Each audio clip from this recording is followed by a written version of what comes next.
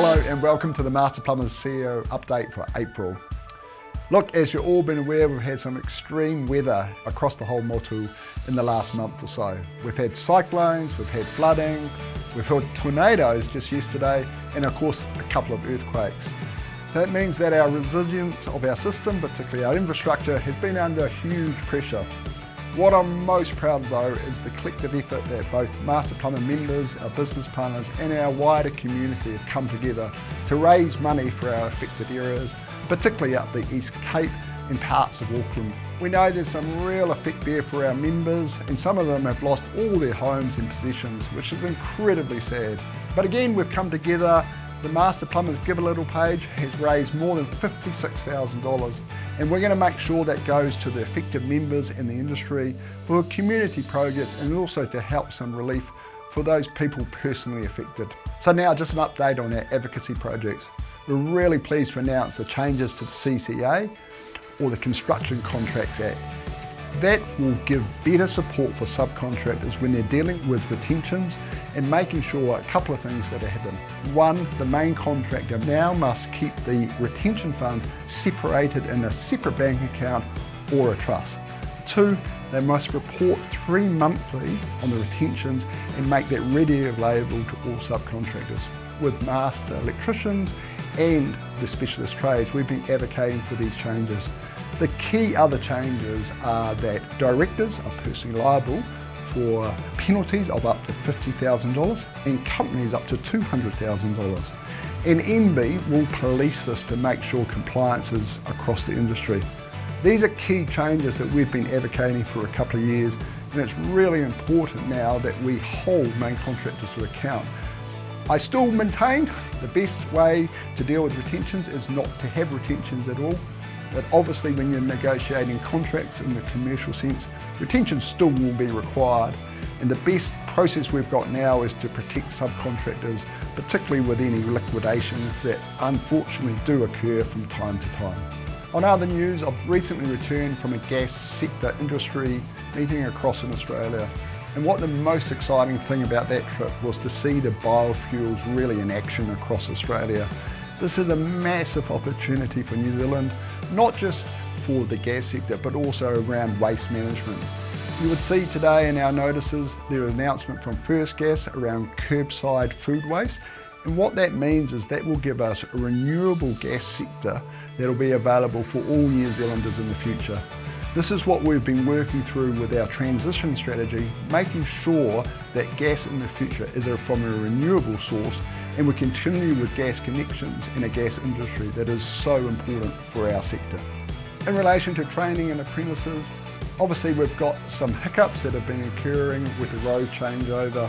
Now we've had EIT, Hawke's Bay Polytech, is going to be closed due to the cyclone for up to 6 months. We're waiting for updates from Te Pūkina about where those block courses will actually occur, and so we'll keep you updated as soon as we have any more information.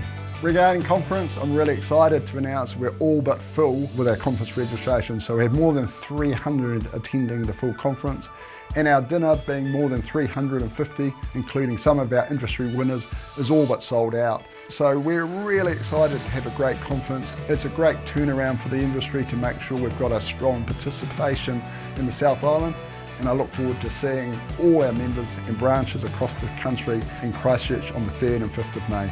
Regarding member benefits, I'm really pleased to announce that we've got a new business partner, Advice Financial, which is really looking after that health sector, and some great discounts available for not just yourself but also your team members. So have a look at our website and our article in New Zealand Plumber to get the details.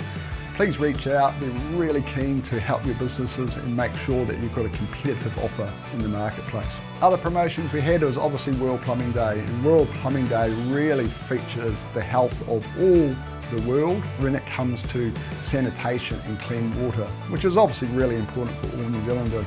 And we've had some industry winners, which is great. I hope you enjoy your tool pack from Milwaukee. And the other big one is obviously the Win CEO for a day. So I'm really looking forward to working with Sam and his team and making sure that I work hard for their business. We also had International Women's Day, It was a great way to celebrate all the women in the industry and what they do to participate to such a great construction sector. In the last month or so, we've had some great recognition from Master Plumbers. And firstly, I was really proud to accept the Site Safe Award for Mental Health and Wellbeing. And that was given to us for our Wellbeing on Tap program led by Lisa Dustin and Kuriyama. And I'm really proud to receive that award, not just for the work that we do in the industry, but to be recognised in the wider construction industry.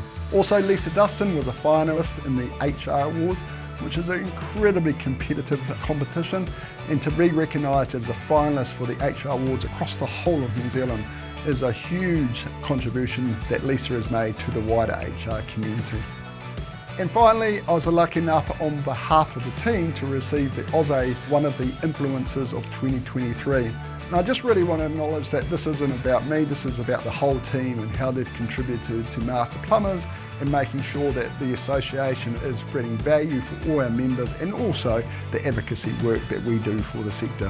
So they're great awards, and I really want to thank all the team for their commitment.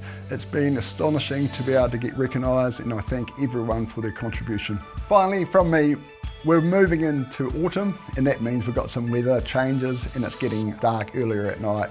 So for our industry, it's a good time to remind your customers around gas servicing as soon as they start using those appliances, around stormwater management, and also building resilience for any of your customers. Also for your own teams, making sure that you're managing their health and well-being, and you're communicating well with them around what's affecting them in their personal lives. We've had a lot of work recently in the advocacy space, but we've also had some wins. And I'm really looking forward to seeing everyone at conference to have that face-to-face connection.